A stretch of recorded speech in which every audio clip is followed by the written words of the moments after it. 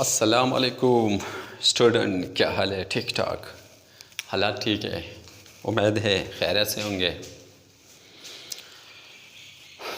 Lecture number क्या है?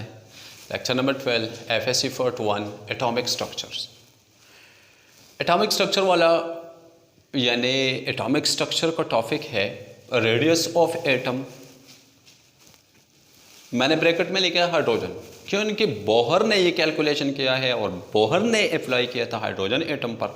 तो चलो हम भी अप्लाई कर देते हैं और देखते हैं कि आगे आगे क्या होता है। आगे आगे हमने जाना है और हमने कुछ समझना होगा। जनाब, ये पेपर के लिहाज से लॉन्ग क्वेश्चन में सबसे इम्पोर्टेंट क्वेश्चन है, लेकिन इसमें ईटा के बहुत सारे MCQs छुपे हुए हैं, पड़े हैं इसके अंदर, तो आपने पढ़ना है, ठीक है? तो चलो बिस्मिल्लाह कर देते हैं। क्या है क्या चीज़? रेडियस हम कैसे मालूम करेंगे? सबसे पहले अपने रेडियस कैसे कहते हैं? रेडियस जो होता है हमारे पास रेडियस अगर है तो रेडियस क्या चीज़ है? हम किस चीज़ को रेडियस कहते हैं? एटॉमिक रेडियस हम डिफाइन करेंगे। जनाब देखो, ये वाला मैंने मिटा दिया, अच्छा तो नहीं किया। फॉर एग्जांपल हाइड्रोजन का एटॉमिक नंबर उसका तो 1 है, तो इसका ये न्यूक्लियस है, इसका ये पहला शेल है। जनाब किसी एटम के इस न्यूक्लियस से लेकर इनके जो वैलेंस शेल होता है, आखिरी शेल होता है, इसके दरमियानी फासले को हम क्या कहते हैं? रेडियस कहते हैं। इसको क्या कहा जाता है? इसको तो रेडियस ही कहा जाता है। इस रेडियस को बोहर ने कैलकुलेट किया था कि इसका लेंथ कितना है, ये कितना लंबा है, ठीक है? बोहर ने क्या सोचा था? बोहर ने कहा था कि जब इलेक्ट्रॉन न्यूक्लियस के इर्द गिर्द घूमता रहता है तो क्या है, ये क्या चीज़ है जो इसको इर्द गिर्द न्यूक्लियस के इर्द गिर्द घुमाने पर मजबूर कर देता है? तो वो है, दो फोर्सेस इन्वॉल्व होते हैं। एक है हमारे पास कूलम्बिक फोर्स। तो जनाब while revolving electron around the nucleus, two forces are involved, that is Coulombic force and centrifugal force. कौन कौन है? Coulombic force है और centrifugal force है। एक centrifugal force है और एक Coulombic force है। मसला नहीं है, Coulombic force and centrifugal force। जनाब सबसे पहले हम Coulombic force के बारे में कर देते हैं। According to Coulombic force के मुताबिक that force which is present between proton and electron, if charge of proton nucleus is represented by Ze and charge of electron by E, then according to Coulomb law. Coulomb law आप लोगों ने पढ़ा था कि अगर Coulomb क्या कहता है कि दो चार्ज बॉडीज हैं, सेम बॉडीज है या अपोजिट बॉडीज है, एक दूसरे को जब हम करीब लाते हैं तो उनमें रिपल्शन या अट्रैक्शन पैदा होता है। अगर अपोजिट बॉडीज है, डिफरेंट चार्ज है, यानी ये पॉजिटिव और दूसरा नेगेटिव है, तो एक दूसरे को अट्रैक्ट कर देगा। और अगर अपोजिट बॉडीज है तो एक दूसरे को रिपेल करेगा। कहता है कि चार्ज बॉडीज को हम एक दूसरे के करीब लाना चाहते हैं तो इन दोनों के दरमियान फोर्स ऑफ अट्रैक्शन या रिपल्शन कायम हो जाता है। ये अट्रैक्शन और रिपल्शन वाला फोर्स जो होता है ना, इसको कूलम्बिक फोर्स कहा जाता है।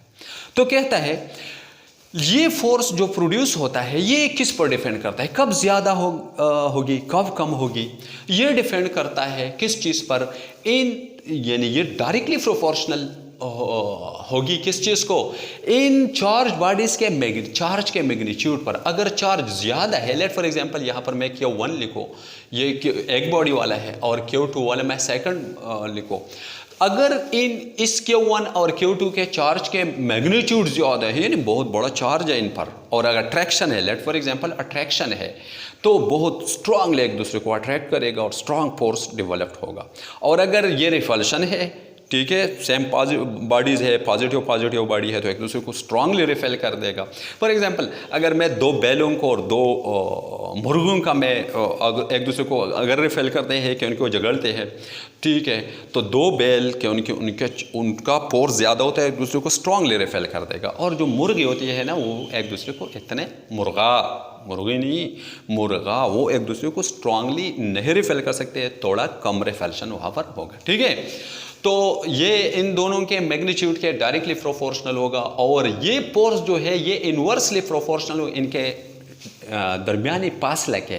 अगर फासला ज़्यादा है, ठीक है, ये तो कूलम्बिक लॉ है, लेकिन चलो सुनिए, फासला ज़्यादा है तो अट्रैक्शन रिपल्शन कम होगा। जाहिर बात है ना, बहुत दूर है एक दूसरे के साथ, तो कैसे वो एक दूसरे को रिपेल करेगा, लेकिन करीब आता है तो फोर्स ऑफ अट्रैक्शन ज़्यादा हो जाता है। तो डिस्टेंस के इन्वर्सली प्रोपोर्शन होता है, और चार्ज बॉडीज़ के चार्ज के मैग्नीट्यूड के डायरेक्टली रिलेटेड होते हैं। तो मैंने दोनों इक्वेशन को जब मैं मिलाता हूँ तो ये बनता है कि 1Q2/r², और फिर मैंने आगे क्या किया कि प्रोपोर्शनलिटी को मैंने ख़त्म किया, तो इसका कीमत है 1/4πε0 कि 1Q2r²। तो सारे के सारा बन जाता है कि 1Q2/4πε0r²। ये कूलम लॉ है, ये हमारे पास कूलम लॉ है। तो मैंने लिखा है, अब जनाब देखो, ये परमिटिविटी कांस्टेंट है और ये डिपेंड करता है कि अट्रैक्शन रिपल्शन किस मीडियम में हो रहा है। हर चीज़ का अपना वैल्यू मीडियम पर डिपेंड करता है, तो वैल्यू डिफरेंट आएगा। ठीक है, अगर ऑफ किसी एटम के अंदर देखो, यहाँ पर प्रोटॉन पॉजिटिव पड़े हैं और यहाँ पर नेगेटिव इलेक्ट्रॉन पड़े हैं, ठीक है, इन दोनों के दरमियान अब जाहिर बात है फोर्स ऑफ अट्रैक्शन है, तो वो कूलम्बिक फोर्स ही है। तो अगर प्रोटॉन के चार्ज में, प्रोटॉन चूंकि न्यूक्लियस Z से जाहिर करते हैं और चार्ज में E से जाहिर करो, इलेक्ट्रॉन का चार्ज में E से जाहिर करो, तो ये Q1 तुम्हारे पास क्या बन जाता है? अब तुम्हारे पास Q1 क्या बन जाता है? Q1 लेट फॉर एग्जांपल मैंने ZE से जाहिर किया, ठीक है, Q1 को मैंने किससे जाहिर किया? ZE से, और Q2 को मैंने किस चीज़ से जाहिर किया? E से जाहिर किया। तो अब क्या बनेगा? ये इक्वेशन क्या बनेगा? ये इक्वेशन बनेगा FC = ZE/4πε0r²। तो अब मैं क्या करूँगा? अब मैं इसको ZE²/4πε0r² लिखूँगा। ये कूलम्बिक फोर्स है जो कहाँ पर होते हैं? जो इलेक्ट्रॉन और प्रोटॉन के दरमियान मौजूद होता है। इसको मैंने लिखा FC, ये तो मैंने Coulombic ZE Q1 body, E ये चार्ज ऑफ प्रोटॉन है, ये चार्ज ऑफ इलेक्ट्रॉन है, R², और K ZE²R², K की कीमत 1/4πε0 है। तो अभी क्या है? ε0 स्टैंड फॉर परमिटिविटी। तो FC = ZE²/4πε0r²। This is equation number 1, this is 2 and this is 1 is equation number 3। अब जनाब क्या है, आगे ज़रा चलते हैं। मसला नहीं है, आसान है, लेकिन ज़रा लेंथी है स्टूडेंट, इसलिए इससे डरते हैं। तो डरने की ज़रूरत नहीं है, आपने सिर्फ पढ़ना है, अच्छी तरह से पढ़ना है, ध्यान दे के पढ़ना है, तो कोई मसला नहीं होगा। ठीक है जनाब, एक फोर्स तो ZE²/4πε0r² था, और दूसरा फोर्स कौन सा है? द सेंट्रीफ्यूगल फोर्स और actually produce from Coulombic force. अब यार, अब अगेन से देखो, ये तुम्हारे पास ये हाइड्रोजन है, ये बोहर कहता है, मैं नहीं कहता हूँ, कहता है कि ये जो इलेक्ट्रॉन घूमता रहता है, एक्चुअली यहाँ पर पॉजिटिव चार्ज, ये नेगेटिव, ये एक दूसरे को अट्रैक्ट करना चाहते हैं, तो कूलम्बिक फोर्स की वजह से अट्रैक्ट करेगा। लेकिन ये इलेक्ट्रॉन न्यूक्लियस में नहीं आ सकता है, न्यूक्लियस के अंदर कुछ ऐसी चीज़ें, न्यूक्लियर फोर्स है जो इलेक्ट्रॉन अंदर नहीं आ सकता है। ठीक है, तो ये बस घूमता रहता है, सर्च करता है कि कहीं से मुझे ये प्रोटॉन अंदर जाने का मुझे मौका मिले, तो ये सेंट्रीफ्यूगल फोर्स है। फिर ये सेंट्रीफ्यूगल फोर्स इलेक्ट्रॉन में कौन प्रोड्यूस करता है?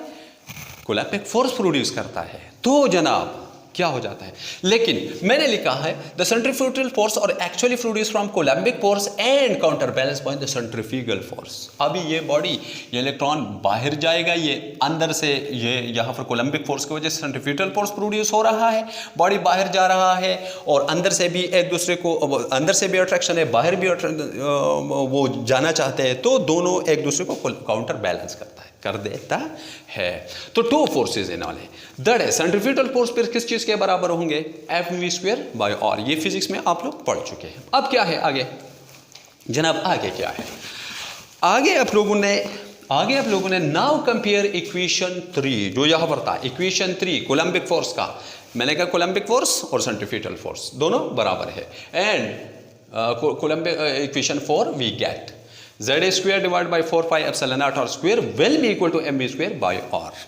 यहाँ से बस मैंने इक्वेशन नंबर 5, यहाँ से मैंने रेडियस का कैलकुलेशन करना है। रेडियस का कैलकुलेशन हम कैसे करेंगे जनाब, देखो यहाँ पर आर स्क्वायर नीचे है और यहाँ पर और नीचे है, तो अगर multiply both side of equation number 5 by r square, मैंने दोनों तरफ आर स्क्वायर, आप जिस तरह भी कर सकते हैं कर ले, कोई मसला नहीं, लेकिन आप आर की कीमत निकालो। मैंने ये तरीका अपनाया है, आप किसी और तरीका अपनाए। आर स्क्वायर से मैंने इस साइड पर भी ज़रब दिया, इस साइड को भी मैंने ज़रब दिया, तो ये आर स्क्वायर के साथ कैंसिल हुआ, तो क्या बना हमारे पास Z square divide by 4 pi and यहाँ पर क्या है, एक ये और स्क्वायर है और ये और स्क्वायर है जनाब, ठीक है। ये r square multiply both by r square, तो यहाँ पर आर है और यहाँ पर आर स्क्वायर है, तो ये जो है ये आर 1 आर तुम्हारे पास रह जाता है। तो तुम्हारा इक्वेशन बनेगा z square divide by 4 pi epsilon naught is equal to mv square are.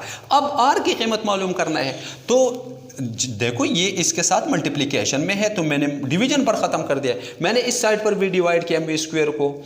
इस इक्वेशन का दोनों साइड्स जो है मैं mv स्क्वायर पर डिवाइड कर देता हूँ। जब मैंने दोनों साइड mv स्क्वायर पर डिवाइड किया तो हमारे पास रिजल्ट आया, क्या आया, Z square divide by mv square. ये यहाँ पर हमारे पास क्या है, जेड स्क्वायर, ये नहीं है, mv square 4 pi epsilon not, तो आपके पास यहाँ पर सिर्फ r रह जाता है, which is equal to z square divide by 4 pi epsilon naught mv square. ये तुम्हारा रिक्वायर्ड इक्वेशन था। यहाँ से तुमने रेडियस, अभी तुम सोचेंगे कि भाई मैंने तो रेडियस निकाला है, इस इक्वेशन को मैं अगेन से अगर लिखूँ तो r is equal to z square divide by 4 pi epsilon naught mv square. ये हमारे पास वो इक्वेशन नंबर 5 अगेन से मैं लिखूंगा, वाज़ेह आपको नजर आए तो ठीक होगा। इसमें आप सोचते हैं कि मैंने तो रेडियस निकाला, ठीक है, आप z किसी एटम का एटॉमिक नंबर, ठीक है, प्रोटॉन की तादाद, ई चार्ज ऑफ इलेक्ट्रॉन, 4 कांस्टेंट है, पाई कांस्टेंट है, एप्सिलॉन नॉट की कीमत है, मास ऑफ इलेक्ट्रॉन की कीमत है, लेकिन वेलोसिटी ऑफ इलेक्ट्रॉन का कीमत हमें नहीं मालूम, तो ये हम कहाँ से निकाल लेंगे। इसलिए आपने ख़त्म नहीं किया है, आपने कुछ आगे भी जाना है। तो वेलोसिटी की कीमत मालूम करने के लिए वी नो, हम जानते हैं, वी नो दैट दैट क्या है कि एंगुलर मोमेंटम, जो बोहर का एक पोस्टुलेट है, वो कहता है कि angular momentum of electron is equal to NH/2 pi. आसान सी है। तो अभी क्या हो जाएगा, अभी ये होगा कि हमने चूंकि वेलोसिटी की कीमत मालूम करना है, यहाँ पर वेलोसिटी है तो वेलोसिटी इस इक्वेशन से हम निकालेंगे, तो इस इक्वेशन के दोनों साइड को m और पर डिवाइड करने से divide both sides of equation vi by what, by m or we get, हमें क्या हासिल होगा जब दोनों साइड को mv और इक्वल टू NH/2 पाई। तो अब क्या करेगा, अब हमारे पास ये m और यहाँ पर भी m r, ये ख़त्म, तुम्हारे पास v रहेगा, v का कीमत है, अभी v क्या बना, NH/2 पाई m और, ये इक्वेशन, ये हमारे पास है इक्वेशन नंबर 7। ओके, लेकिन अभी मैंने वैल्यू पुट करना है वेलोसिटी की कीमत, लेकिन यहाँ पर v स्क्वायर है, ये v है, तो इसलिए square both side of equation number 7, square both sides of equation what, equation 7 we get. अगर दोनों साइड को मैं स्क्वायर कर दूं तो हमारे पास आंसर आएगा, ये v स्क्वायर होगा और ये n स्क्वायर और ये h स्क्वायर डिवाइड बाई 2 का अगर स्क्वायर है तो 4, 5 का तो 5 square, m square and r square. This is equation number 8। ये है हमारे पास इक्वेशन नंबर 8। अब वैल्यू बन गई, ठीक है। अब इस v स्क्वायर का कीमत हमने लेना है, कहाँ पर पुट करना है, इस इक्वेशन में पुट करना है, तो तुम्हारे पास रेडियस की कीमत आएगी। अभी क्या करना है जनाब, कर ले, चलो कर ले। कैसे करना है, putting the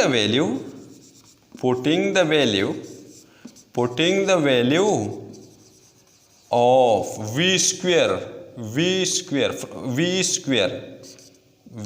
from where, from equation number 8, from equation 8 in where in equation 5 we get, क्या मैंने किया, चलो वैल्यू पुट कर दे। जब वैल्यू पुट कर दे करने से क्या होगा, v square equal to N square of, इस तरह करें, इसको वहाँ पर लिखे ताकि आपको वाज़ेह नज़र आए। ठीक है, अभी क्या करना है, आपने करना क्या है, आसान है, मुश्किल नहीं है। ठीक है, आपने क्या करना है, करना आपने इस तरह है, देखो जनाब, आपने जब मैं इसको पुट कर दो इस इक्वेशन के अंदर, तो ये हमारे पास जो और की कीमत है ये z E square divide by 4 pi epsilon naught m, और वी का कीमत हमारे पास निकल आया है n square h square divide by 4 pi square m square और स्क्वायर। ओके जी, ओके ओके ओके। अब अगेन से वो जो मैंने मीन और एक्सट्रीम का कहा था, यहाँ पर अगर आप 1 लगा ले तो कोई फ़र्क नहीं पड़ता है, तो ये दोनों एक्सट्रीम बनते हैं 1 और 4 ये मीन बनता है। ये मैंने पहले आप लोगों को कहा था कि 2:3, अगर मैं 2/3 लिखूँ तो कोई मसला नहीं है, अगर मैं 2:3 2:3 लिखूँ तो इससे भी कोई फ़र्क नहीं पड़ता है। आप इसको यूँ भी लिख सकते 2:2/3, इस तरह भी लिख सकते हैं। तो इन दोनों के दरमियान रिलेशन होगा, जैसे कि इन दोनों के दरमियान रिलेशन था और इन दोनों के दरमियान रिलेशन था 2/3 इक्वल टू 3:2। आपने इस तरह लिखना है।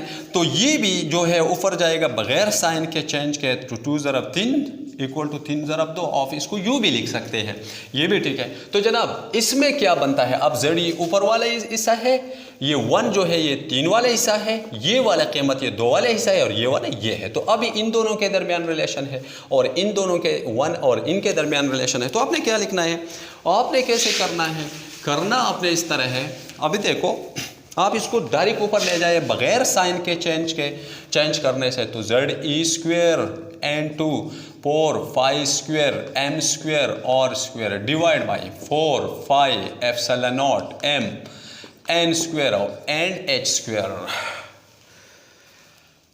पहले क्या कर ले, ये पाई तो उड़ा दो, ये पाई है इस पाई के साथ उड़ेगा चलेगा, ठीक है। ये m इस m के साथ निकलेगा, ये 4 इस 4 के साथ निकलेगा। अभी तुम्हारे पास रह जाता है क्या रह जाता है, r is equal to Z E square pi m r square divide by क्या है epsilon naught n square and h square. अभी जनाब फिर से तुमने नहीं निकाला, क्यों नहीं निकाला, क्यों उनके अभी एक और यहाँ पर भी है और ये एक और यहाँ पर भी है। ये हमारे पास बना इक्वेशन नंबर 9, ये इक्वेशन नंबर 9 बन जाता है। अब इस तरह करो कि इस इक्वेशन के दोनों side divide both sides of equation ix by r square we get. जब ऑफ और स्क्वेयर से डिवाइड कर देते हैं तो r क्या बनेगा, जेड ई स्क्वेयर पाई एम और square divide by epsilon naught N square and H square. इस साइड को भी और स्क्वेयर से डिवाइड करो और इस साइड को भी डिवाइड करो, तो ये ख़त्म होगा, ये और 1r रह जाएगा। 1/r is equal to Z E square pi m divide by epsilon naught n square and h square, ये है। और अगर इसको मैं उल्टा करो, r को ऊपर ले जाओ तो इस साइड को भी इस तरह उल्टा कर दूंगा, तो क्या बनेगा, तो r हमारे पास बराबर है, ये ऊपर जाएगा epsilon naught n square and h square divide by Z E square pi m। This is radius, this is the value of radius. आपने निकाला भी, ओके जी, कोई मसला तो नहीं, बहुत आसान है। आपने करना क्या है, ज़रा मैथमेटिकल कैलकुलेशंस है, आप इसको कर ले तो आपको कोई मसला नहीं रहेगा। करना क्या है, ज़रा आगे चलते हैं, क्योंकि अभी हमने अप्लाई करना है, हाइड्रोजन पे अप्लाई करना है। तो हम क्या करेंगे जनाब, ज़रा देखो, मुश्किल नहीं है, बहुत ज़्यादा आसान है। क्या करना है, अब देखो इसको मैं अगेन से लिख देता हूँ, और is equal to epsilon naught N square and H square divide by Z E square pi M. जनाब इसमें देखो, किसी एटम का हमने रेडियस मालूम करना है, फॉर एग्जांपल इसको मैं लिखूँ तो ये n हमें शेल नंबर जाहिर करता है। ये शेल नंबर किसी एटम में बदल हो सकते हैं, एक में एक शेल हो सकता है, 2 3 4 5 6 7 शेल्स तो बदल हो सकता है।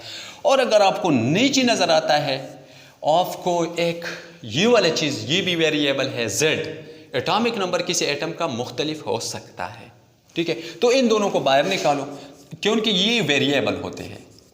बाकी एप्सिलॉन नॉट परमिटिविटी कांस्टेंट है, हो गया, ये कांस्टेंट ही रहेगा। प्लैंक कांस्टेंट है, कांस्टेंट ही रहेगा। यहाँ पर चार्ज ऑफ इलेक्ट्रॉन कांस्टेंट है, कांस्टेंट ही रहेगा। पाई की कीमत कांस्टेंट है, कांस्टेंट ही रहेगा। मास की मास ऑफ इलेक्ट्रॉन कांस्टेंट है, कांस्टेंट ही रहेगा।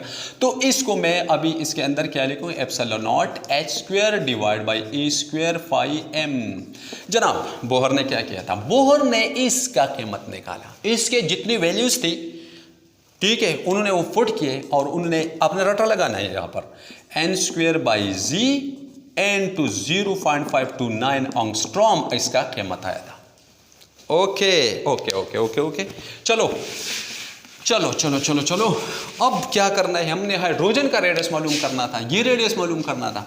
तो हाइड्रोजन के लिए शेल नंबर यहाँ पे n क्या है, हाइड्रोजन का n क्या है, हाइड्रोजन का जो n है वो 1 है, 1² डिवाइड बाई z उसका कितना है, एटॉमिक नंबर इसका 1 है, तो 0.529। अभी r is equal to 1² is equal to 1 divide by 1 into 0.529। तो r is equal to 1 divide by 1 is equal to 1, 0.529। r is equal to क्या, 0.529 एंगस्ट्रॉम। ये निकला हाइड्रोजन के फर्स्ट शेल का रेडियस, क्या निकला, 0.529 एंगस्ट्रॉम। मसला तो नहीं जनाब। सेकंड शेल में अप्लाई करें, मुझे कोई कहे कि ऑफ इस इलेक्ट्रॉन का, अगर हाइड्रोजन का ये इलेक्ट्रॉन इस शेल में नहीं है, समझने की कोशिश करो, हाइड्रोजन में एक शेल सिर्फ नहीं है, शेल्स कुछ और, इसका और कंसेप्ट है, मैं कर दूंगा, क्लियर कर दूंगा। आपने ऐसा नहीं हो कि हाइड्रोजन का तो एटॉमिक नंबर 1 है तो इसमें तो एक ही शेल है, आप क्यों सेकंड शेल बना देते हैं, तो है, शेल्स है, कॉन्सेप्ट अलग है, कॉन्सेप्ट का मैं क्लियर कर दूंगा, अभी टाइम नहीं है, ठीक है। तो अगर कोई मुझे कहे कि ये वाला रेडियस मालूम करे तो फिर मैं क्या करूंगा, r is equal to n² by z n to 0.529 angstrom apply करें तो r is equal to n क्या है, n का कीमत है, n यहाँ पर 2 है तो 2² डिवाइड बाई 1 n टू 0.529। और जनाब अभी क्या करना है, 4 डिवाइड बाई 1 ज़रूरत नहीं है, 0.529, इससे आप ज़रब दे दें और चल 5 और 20 और 1 21 और 4 से पर 2 2.125 एंगस्ट्रॉम इतना आता है, 2.125 एंगस्ट्रॉम। इसका कीमत क्या निकलता है, 2.15 एंगस्ट्रॉम निकलता है, 2.12 2.15 इस तरह है, 2.125 आप बिल्कुल ना लिखे, 2.12 एंगस्ट्रॉम। ये नहीं हाइड्रोजन का, अब देखो हाइड्रोजन का ये यहाँ से यहाँ का फासला कितना है, 0.529 एंगस्ट्रॉम है, और यहाँ से यहाँ का फासला कितना है, 0.529 एंगस्ट्रॉम है। अब तुम सोचोगे कि भाई इस शेल और इस शेल के दरमियानी फासला अगर आप मालूम करना चाहते हैं तो क्या करो, बस इससे ये मन भी करो तो ये तुम्हारा ये फासला रहेगा। तो चलो देखते हैं कि क्या आता है ये 2.12 0.529 ऑफ इसको 1 और ये 9 और ये क्या रहेगा 5 1.591। अगर अभी देखो जनाब आपने क्या करना है, अगर आपने हाइड्रोजन आप गलत बनाते हैं, ज़रा सोचने की कोशिश करो, आपने हाइड्रोजन बनाया, क्या बनाया, यहाँ पर देखो हाइड्रोजन का अगर आपने पहला शेल न्यूक्लियस से इतना दूर बनाया, इसका मतलब है कि अभी तुमने तो एज्यूम किया कि ये 0.529 एंगस्ट्रॉम है, जितने भी अब बना देते हैं, लेकिन नेक्स्ट में ख्याल रखना है, नेक्स्ट में कैसे ख्याल रखना है। अब इस तरह करते हैं कि 0.529 से ये कितना ज़्यादा है, ये कम से कम 3 टाइम ज़्यादा है। तो यहाँ से लेकर यहाँ तक का फासला अगर मैं अब यहाँ से यहाँ तक बनाऊँ तो ठीक है, फिर यहाँ तक और फिर यहाँ तक, ये सेकंड शेल न्यूक्लियस ये फर्स्ट शेल से इतना दूर पड़ा होता है, ठीक है। अब आपने क्या करना है, इन दोनों के दरमियान स्पेस बहुत ज़्यादा है, शेल 1 और शेल 2, न्यूक्लियस और फर्स्ट शेल के दरमियान जितना स्पेस है वो शेल 1 और शेल 2 से बहुत कम है। जनाब थर्ड वन का आप अगर करना चाहते हैं तो आपने थर्ड में क्या करना है, थर्ड में आपने क्या अप्लाई करना है, थर्ड में अपने r is equal to N square by G N to 0.529। जनाब क्या करना है, r is equal to N square है, जी स्क्वेयर नहीं है, एन स्क्वेयर बाई जी। तो एन का कीमत क्या है इस केस में, मैं तड़का मालूम करना चाहता हूँ, तो एन का 3 है, 3 square divide by 1 N to 0.529। जनाब क्या करो, r is equal to 9 N to 0.529, इसको इससे ज़रब दो, ऑटो 26 1 और 47, ये है 4.761 एंगस्ट्रॉम, ये तो बहुत बड़ा है। तो अब इस सेकंड शेल और इस देखो सेकंड शेल और न्यूक्लियस के दरमियान फासला कितना था 2 पॉइंट, तो अभी 4.761 से क्या मनफी करो 2.12, तो ये इससे क्या आएगा 1.462 बोलो, ये तो बहुत बहुत बड़ा बनाना चाहिए, ये तो यहाँ पर बनाना चाहिए, ठीक है। एक्चुअली ऐसा होता है, अभी MCQs आपसे पूछे जा सकते हैं, ठीक है, क्या शेल 1 और शेल 2 के दरमियान स्पेस ज़्यादा है या शेल 2 और शेल 3 के दरमियान स्पेस ज़्यादा है, तो अपने स्पेस यहाँ पर ज़्यादा है, खाली जगह, एटम का अक्सर इलाका खाली रहता है, हमने रदरफोर्ड में पढ़ा था 9th क्लास में, ठीक है। तो जनाब ये बोहर ने ऐसा ही किया था। अब ज़रा मैं एक और काम कर देता हूँ, अगेन से एक चीज़ को आप ज़रा पढ़े।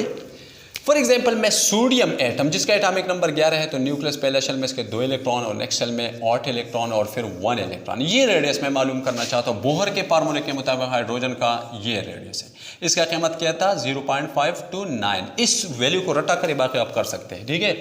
तो जनाब अभी मैंने ये मालूम करना है, तो सोडियम के लिए एन स्क्वेयर बाई जी जब मैं अप्लाई कर देता हूँ 0.529, तो जनाब एन स्क्वेयर उसका क्या है 3 है, थर्ड शेल है, तो 3 स्क्वेयर डिवाइड बाई जी इसका 11 है 0.529, तो जनाब 9/11 एन टू 0.529। अभी इससे अगर अब तो 0.9 समथिंग ऐसा वैल्यू आएगा एन टू 0.529 में, जब 1 से छोटा है तो इसका वैल्यू छोटा बनेगा, कम आएगा।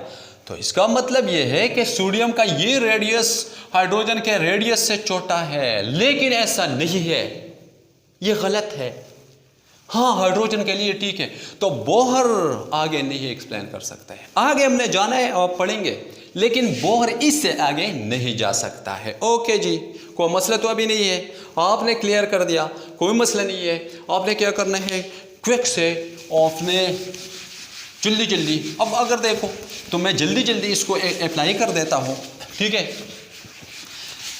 अगर आप अगेन से पढ़े थोड़ा सा अगर आप पढ़े तो कोई मसला नहीं है। इलेक्ट्रॉन और प्रोटॉन के दरमियान कौन सा फोर्स था, कोलम्बिक फोर्स था, तो Fc is equal to ZE square divide by 4πε0r², मैंने ये लिखा था, और सेंट्रीफ्यूगल फोर्स बराबर था mu स्क्वेयर बाई r था। तो इन दोनों को मैंने कंपेयर किया, तो इससे क्या आया ZE square divide by 4πε0r² आया।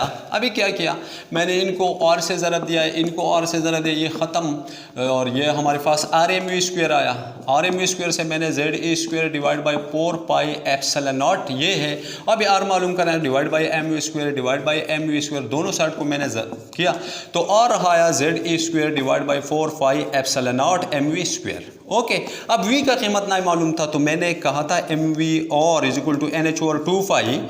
ये MVR क्या है, ये एंगुलर मोमेंटम है, तो इससे हमने वेलोसिटी की कीमत मालूम करना है, तो इस साइड और इस साइड दोनों को और से मैंने मल्टीप्लाई किया, मैंने V का कीमत निकाला जिसका कीमत है NH ओवर 2πmr। ओके, अभी V चूँकि यहाँ पर स्क्वायर है, मैंने वैल्यू पुट करना है, तो मैं इसको स्क्वायर बना दूंगा, तो V square is equal to N square H square divide by 4π square M square N R square. Okay, कोई मसला तो नहीं है। अभी क्या करना है, इस वैल्यू को लेके मैं यहाँ पर रख दूंगा, तो R हमारे पास है ZE square divide by 4πε0 M into V square का कीमत क्या है N square H square divide by 4πε0 M square and R square. इसको डायरेक्ट मैंने ऊपर लेके गया, तो ZE square N to 4πε0 M square R square divide by ये क्या है 4πε0 M N square and H square. क्या है, मैंने क्या किया था, फिर 4 को 4 से कैंसिल किया, पाई को मैंने 5 से कैंसिल कर दिया, ठीक है। एक पाई, ये पाई नीचे वाला पाई स्क्वायर है, ठीक है, ये वाला पाई स्क्वायर है, सॉरी। तो इसको मैंने अभी क्या करना है, ये पाई स्क्वायर है तो इस पाई को मैंने इस एक पाई से ख़त्म कर दिया। अब रह जाता है इस मास से मैंने ख़त्म, तो आर की कीमत है Z E square epsilon naught M R square, और यहाँ पर क्या है pi N square and H square. ठीक है, अभी क्या है, अभी चूंकि आर स्क्वायर यहाँ पर भी है, यहाँ पर भी आर है, यहाँ पर भी आर है, तो कौन हमारे पास रेडियस है, तो इसको आर स्क्वायर से डिवाइड करूँगा, इसको आर स्क्वायर से, ये ख़त्म, तो ये 1/r रहेगा, 1/r Z A square epsilon naught M divide by pi N square and H square. अभी क्या हो जाएगा, अभी हमने और ऊपर ले जाना है, तो Z E square pi M आता है, Z E square pi M आता है। ठीक है, जेड स्क्वायर फाई एम, ये एप्सिलॉन नॉट ऊपर किसी जगह पर ख़त्म होता है, and N square H square. ठीक है, ये कीमत आया, इसको आगे आपने कैलकुलेशन करना है, कोई मसला नहीं है, आप आसानी से कर सकते हैं। ठीक है, बहुत आसान है, इतना लंबा नहीं है, लेकिन वहाँ पर मैंने कुछ आपको पेपर के लिहाज से मैंने किया था तो इतना लंबा बना था। ठीक है, आपने अच्छी तरह से पढ़ना है, अच्छी तरह से पढ़ना है, ज़रा सा टाइम वक्त लेता है, आपको कुछ वैल्यूज़ अपने याद रखने होते हैं, कुछ अपने कंसेप्ट बनाना होता है, कुछ अपने रटा लगाना होता है, तो आप दोनों करें, दोनों को कंबाइन करें तो तुम आगे जाओगे। आगे आपको एनर्जी के बारे में हम करेंगे तो आपको और क्लियर हो जाएगा, कोई मसला नहीं है, टेंशन लेने की ज़रूरत नहीं है, इसको पढ़ ले, रिपीट के पढ़ ले, कोई मसला नहीं है, आपका सारे के सारे ये तुम्हें हल होना शुरू हो जाएगा। और अगर मसला रहा आपको समझ नहीं आया तो कमेंट सेक्शन में मुझे बता के मैं इंशाल्लाह एक्सप्लेन कर दूंगा और आगे जाऊंगा। ठीक है, कोई मसला नहीं है। थैंक यू, अस्सलाम वालेकुम।